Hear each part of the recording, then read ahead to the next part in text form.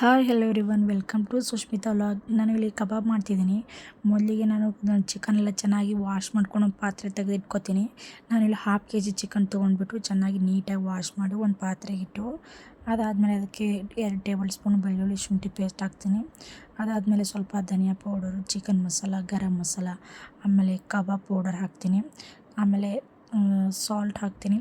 ಸ್ವಲ್ಪ ಉಪ್ಪು ಕಡಿಮೆನೇ ಹಾಕಬೇಕು. ಕಬಾಬ್ಗೆ ಸ್ವಲ್ಪ ಉಪ್ಪು ಜಾಸ್ತಿ ಆದರೆ ಚೆನ್ನಾಗಿರಲ್ಲ, ಅದಕ್ಕೋಸ್ಕರ ಸ್ವಲ್ಪ ಕಡಿಮೆ ಇರಬೇಕು. ಆಮೇಲೆ ಖಾರ ಸ್ವಲ್ಪ ಜಾಸ್ತಿ ಇರಬೇಕು. ಕಬಾಬ್ಗೆ ಖಾರ ಜಾಸ್ತಿ ಇರೋದ್ರಿಂದ ತುಂಬಾ ಸ್ಪೈಸಿಯಾಗಿ ತಿನ್ನೋದಕ್ಕೆ ಚೆನ್ನಾಗಿರುತ್ತೆ, ಅದಕ್ಕೋಸ್ಕರ. ಆಮೇಲೆ ಲಾಸ್ಟಲ್ಲಿ ಸ್ವಲ್ಪ ಅರಿಶಿನ ಹಾಕಿ, ಅದಾದಮೇಲೆ ಸ್ವಲ್ಪ ಕಾರ್ನ್ಫ್ಲೋರ್ ಹಾಕ್ತೀನಿ. ಜಾಸ್ತಿ ಕಾರ್ನ್ಫ್ಲೋರ್ ಹಾಕಿದ್ರೆ ಚೆನ್ನಾಗಿರಲ್ಲ, ಒಂಥರ ಹಿಟ್ಟಿಟ್ಟಾಗಿರುತ್ತೆ, ಅದಕ್ಕೋಸ್ಕರ ಜಾಸ್ತಿ ಕಾರ್ನ್ಫ್ಲೋರ್ ಹಾಕೋದ್ರಿಂದ ಚಿಕನ್ ಗೆ ಜಾಸ್ತಿ ಹಾಕ್ಬಿಟ್ರೆ ಚೆನ್ನಾಗಿರಲ್ಲ. ಚಿಕನ್ ಯಾವುದು ಹಿಟ್ಟು ಯಾವುದು ಗೊತ್ತೇ ಆಗೋಲ್ಲ, ಅದಕ್ಕೋಸ್ಕರ ಸ್ವಲ್ಪ ಕಾರ್ನ್ಫ್ಲೋರ್ ಕಡಿಮೆ ಹಾಕಬೇಕು. ಅದಾದಮೇಲೆ ಸ್ವಲ್ಪ ಒಂದು ಎಗ್ಗು, ಆಮೇಲೆ ಅರ್ಧ ನಿಂಬೆಹಣ್ಣಿನ ರಸ ಹಾಕ್ಬಿಟ್ಟು ಚೆನ್ನಾಗಿ ಮಿಕ್ಸ್ ಮಾಡ್ಕೋಬೇಕು.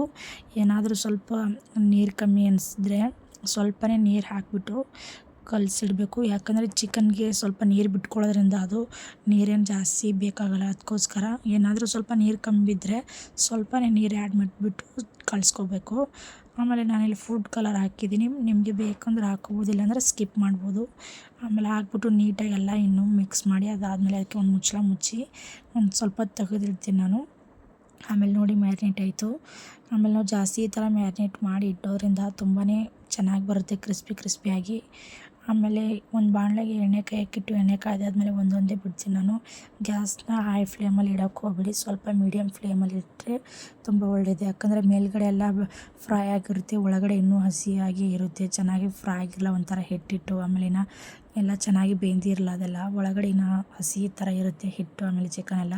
ಅದಕ್ಕೋಸ್ಕರ ಸ್ವಲ್ಪ ಲೋ ಫ್ಲೇಮಲ್ಲಿ, ಒಂಥರ ಮೀಡಿಯಮ್ ಫ್ಲೇಮಲ್ಲಿ ಇಟ್ಬಿಟ್ಟು ಚೆನ್ನಾಗಿ ಫ್ರೈ ಮಾಡ್ಕೋಬೇಕು. ನೋಡಿ ಈ ಥರ ಸೇಮ್ ರೆಸ್ಟೋರೆಂಟ್ ಸ್ಟೈಲ್ ಆಗುತ್ತೆ. ನೀವು ಒಂದು ಸಲ ಈ ಥರ ಮಾಡಿ ನೋಡಿ, ಆಮೇಲೆ ಹೇಗಾಗಿದೆ ಅಂತ ಕಮೆಂಟ್ ಮಾಡಿ ತಿಳಿಸಿ ನೋಡಿ. ಆಮೇಲೆ ಎಲ್ಲ ಚೆನ್ನಾಗಿ ಫ್ರೈ ಮಾಡ್ಕೊಂಡಾದ್ಮೇಲೆ ಒಂದು ಕಡೆ ಸರ್ವ್ ಮಾಡ್ತೀನಿ ನಮ್ಮ ಪ್ಲೇಟಲ್ಲಿ.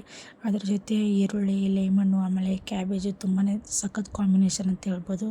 ಅದರ ಮೇಲೆ ನಿಂಬೆಹಣ್ಣು ಹಿಂಡಿ ತಿಂತಾಯಿದ್ರೆ ಸೇಮ್ ರೆಸ್ಟೋರೆಂಟ್ ಸ್ಟೈಲ್ನೇ. ಈ ಥರ ಹೊರಗಡೆ ಎಲ್ಲ ಸಿಗುತ್ತಲ್ಲ ಹೋಟೆಲ್ಗಳಲ್ಲಿ, ಅಥವಾ ರೋಡ್ ಸೈಡೆಲ್ಲ ತಿಂತೀವಲ್ಲ, ಆ ಥರ ಸೇಮ್ ಸೂಪರಾಗಿರುತ್ತೆ. ಮೇಲ್ಗಡೆ ಫ್ರೈ ಆಗೋದು ಅಥವಾ ಒಳಗಡೆ ಹಿಟ್ಟಿಡ್ತಾರ ಅಥವಾ ಬೇರೆ ಇರೋ ಥರ ಏನಿಲ್ಲ, ತುಂಬ ಸಖತ್ತಾಗಿ ಟೇಸ್ಟಾಗಿ ಎಲ್ಲ ಚೆನ್ನಾಗಿ ಫ್ರೈ ಆಗಿತ್ತು, ನೋಡ್ಬೋದು ನೀವು. ಅಷ್ಟೇ ಕ್ರಿಸ್ಪಿ ಕೂಡ ಆಗಿತ್ತು. ನಮ್ಮ ಮನೇಲಿ ಎಲ್ರಿಗೂ ಇಷ್ಟ ಆಯಿತು. ಆಮೇಲೆ ಅದ್ರ ಜೊತೆ ಸಾಸ್ ಇದ್ರೂ ಚೆನ್ನಾಗಿರುತ್ತೆ. ನಮ್ಮ ಚಿನಿಮಾ ಸಾಸ್ ಹಾಕ್ತಾಯಿದ್ದಾಳೆ, ಅವಳಿಗೆ ಸಾಸ್ ಜೊತೆ ತಿನ್ನೋದಂದರೆ ತುಂಬ ಇಷ್ಟ, ಅದಕ್ಕೋಸ್ಕರ ಮಕ್ಕಳಿಗೂ ತುಂಬ ಇಷ್ಟ ಆಗುತ್ತೆ. ಬಿರಿಯಾನಿ ಜೊತೆ ಅಂತೂ ಇನ್ನೂ ಸಖತ್ತಾಗಿರುತ್ತೆ.